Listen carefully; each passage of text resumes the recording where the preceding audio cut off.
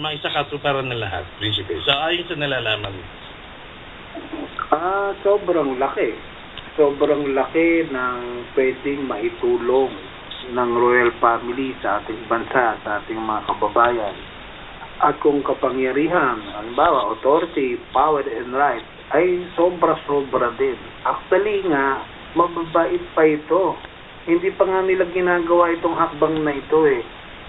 Ngayon, inaantay pa ba ng gobyerno natin na gawin ito at gumawa na hakbang? Siguro sa umpisa may konting masalimuot na mangyayari, pero ang the end nun ay maganda. So, sobrang makapangyarihan sa totoo lang na pinilit nilang itago ito at palitan ng kasinungalingan.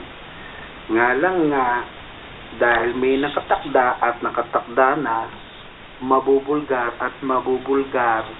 at malalaman kung sino ba itong royal family na ito at ano ang kayang gawin nito sa ating bansa, pati sa mga bansa pa sa iba-ibang parte ng mundo.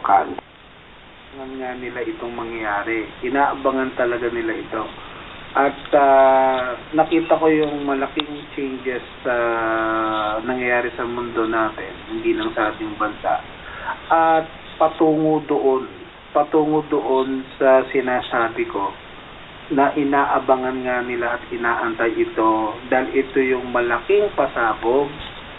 Ito yung tunay na the big one. The big one. Buong mundo, hindi lang Pilipinas. The big one ito, inaabangan ito.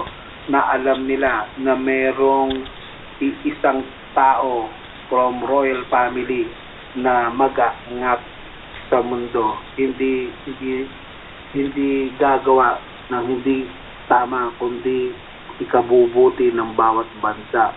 At iyan ay inaabangan na. Wala siyang kinikip. Hindi siya nakakiling kahit kanino. Sila ang dito sa royal family. Okay, sila yung nakakiling. At iniintay nga lang naman ito eh. At pag ito nagsalita, susundin at gagawin itong mga to eh.